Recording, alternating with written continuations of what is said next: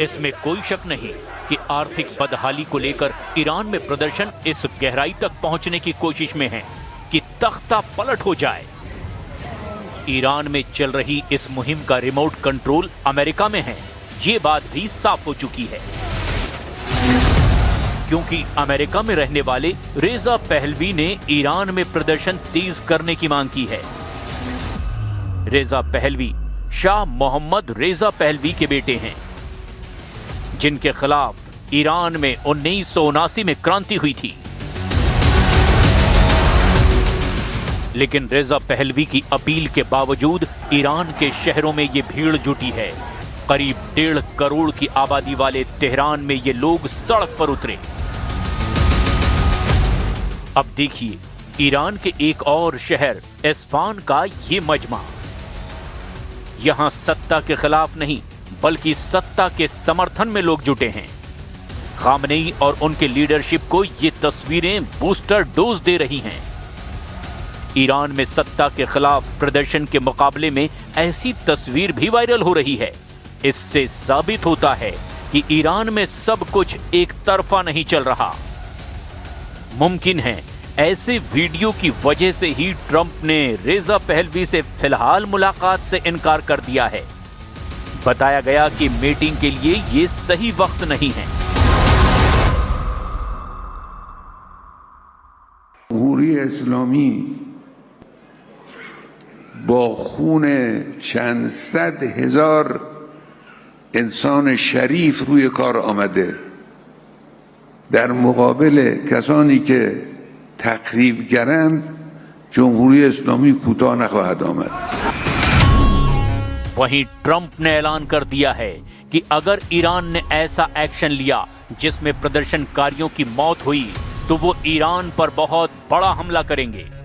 Trump की तरफ से दावा किया गया कि ईरान के सर्वोच्च नेता अली खामनेई देश छोड़कर जाना चाहते हैं, लेकिन अब खामनेई ने पलटवार करके बड़ा ऐलान किया है कि तख्ता पलट तो डोनाल्ड ट्रंप का किया जाएगा। Take a look. We're watching it very closely. If they start killing people like they have in the past, I think they're going to get hit very hard by the United States. میونه کشور خودش اداره کنه. تو کشور خودش حوادث گوناگونی Iran में जो protest हो रहा है उसकी तस्वीरें बता रही है कि कई शहरों में आगजनी और पुलिस पर हो रहे हमले ऐसे हालात बना रहे हैं कि अब पानी नाक से ऊपर बहने लगा है। दावा किया जा रहा है कि ईरान में पुलिस के एक्शन में 45 से ज्यादा लोगों की मौत हो चुकी है। हालांकि कोई आधिकारिक आंकड़े नहीं आए हैं, लेकिन एक सच ये है कि ईरान में हालात बहुत गंभीर हैं।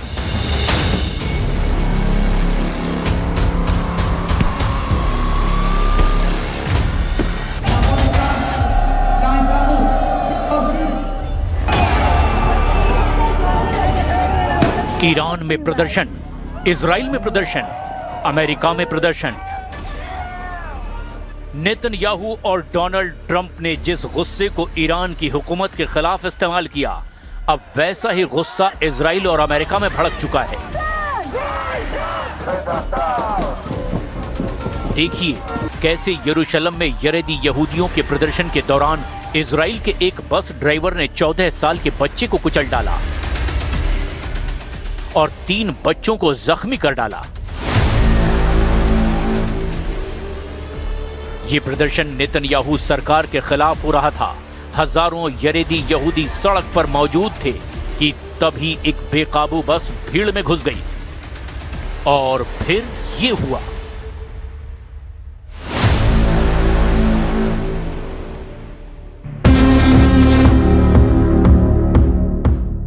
अब देखिए अमेरिका में क्या हो रहा है। अमेरिका के मिनियापोलिस शहर में एक महिला की मौत के बाद ऐसा बवाल मचा, इसमें डोनाल्ड ट्रंप बुरी तरह से घिर चुके हैं। महिला को गोली मारने के खिलाफ हजारों लोग मिनियापोलिस की सड़कों पर उतर आए, क्योंकि महिला की मौत के लिए आईसीई विभाग को जिम्मेदार बताया जा रहा है, जिसे ट्रंप ने अवैध इमिग्रेशन पर काबू पाने के लिए बहुत मजबूत बना दिया है। अमेरिका की पब्लिक का गुस्सा व्हाइट हाउस तक पहुंच चुका है। गुस्सा ट्रंप पर फूट रहा है। ट्रंप को हटाने की मांग की जा रही है। अमेरिका की पब्लिक इसीलिए भड़की है क्योंकि ट्रंप के सबसे एक्टिव डिपार्टमेंट के अफसर ने एक महिला की सरेआम गोली मारकर हत्या की है। अमेरिका में 37 साल की रेडी गुड को आईसीई विभाग के अफसर ने गोली मारी। रेडी गुड की मौत की तुलना अब ईरान में महसा अमीनी की मौत से की जा रही है। 2022 में महसा अमीनी की मौत का इल्जाम ईरान के पुलिस पर लगा था। वजह हिजाब ना पहनना बताया गया। अब अमेरिका में रेनी गुड की मौत ने महसा अमीनी जैसा गुस्सा ट्रंप के खिलाफ भड़का दिया है।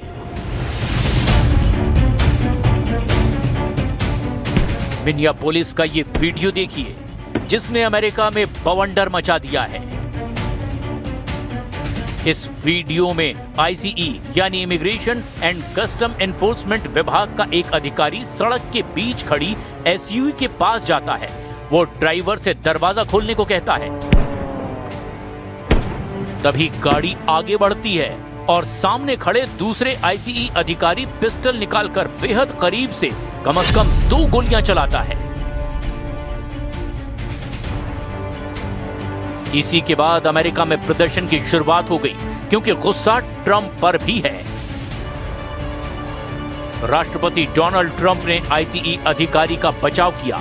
उन्होंने वीडियो को डराने वाला बताया, लेकिन यह भी कहा कि रेनी गुड ने जानबूझकर अधिकारी को निशाना बनाया।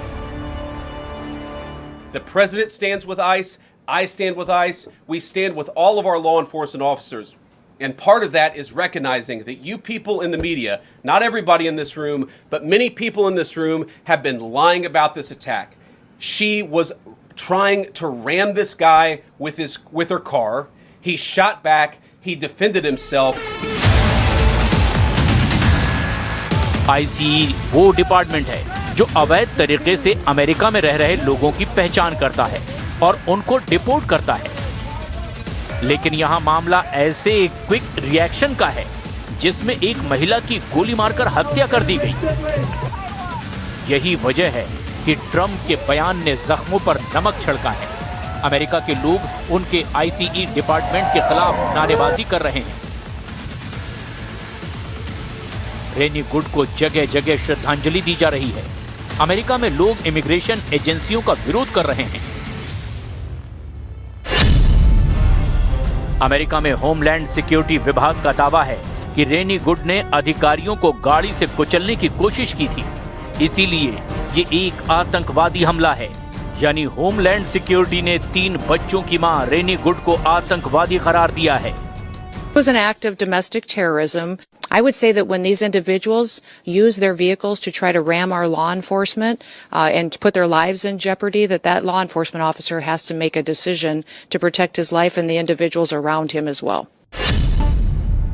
रेनी गुड के बाद अमेरिका में सबको जॉर्ज फ्लॉयड की याद आ रही है। मई 2020 में 46 वर्षीय अश्वेत जॉर्ज फ्लॉयड की मिनियापोलिस में ही मौत हुई थी।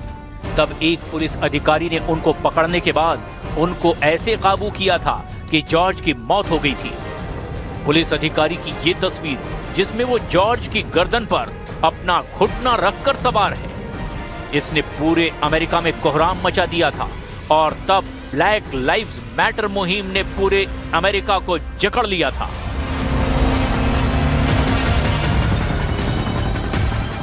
तब 2020 में अमेरिका के कम से कम 2000 शहरों में प्रदर्शन हुए। गुस्साए लोगों ने 1500 इमारतों को नुकसान पहुंचाया था। 60 से ज्यादा इमारतें आग के हवाले कर दी गई थी। तब अमेरिकी सरकार की नेशनल गार्ड यानी आर्मी सड़क पर उतारनी पड़ी थी।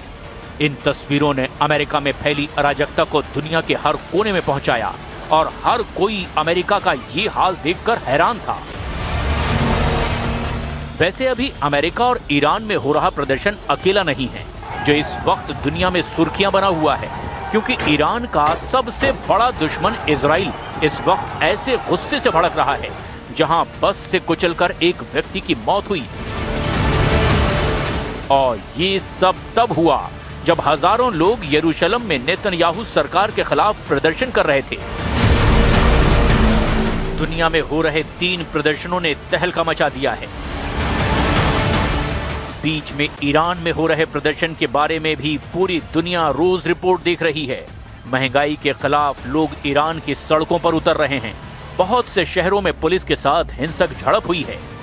वहीं ईरान के 2 दुश्मन अमेरिका और इजराइल में भी तनाव फैल गया है, क्योंकि एक तरफ अमेरिका में रेनी गुड की मौत पर बवाल मचा हुआ है, ट्रंप के अफसरों पर हत्या का इल्जाम है, तो दूसरी तरफ इजराइल में हो रहा हंगामा देखिए। यरूशलेम में हरेदी यहूदियों के प्रदर्शन के दौरान बस ने 14 साल के एक बच्चे को रौंदकर मार डाला है। यरूशलेम में हरेदी यहूदियों की रैली हो रही थी। शामगार स्ट्रीट पर प्रदर्शन हो रहा था। सैकड़ों हजारों लोग सड़क पर उतरे थे। ये घटना 6 जनवरी रात 9 बजे की है। तब से ये तस्वीरें सोशल मीडिया पर वायरल है।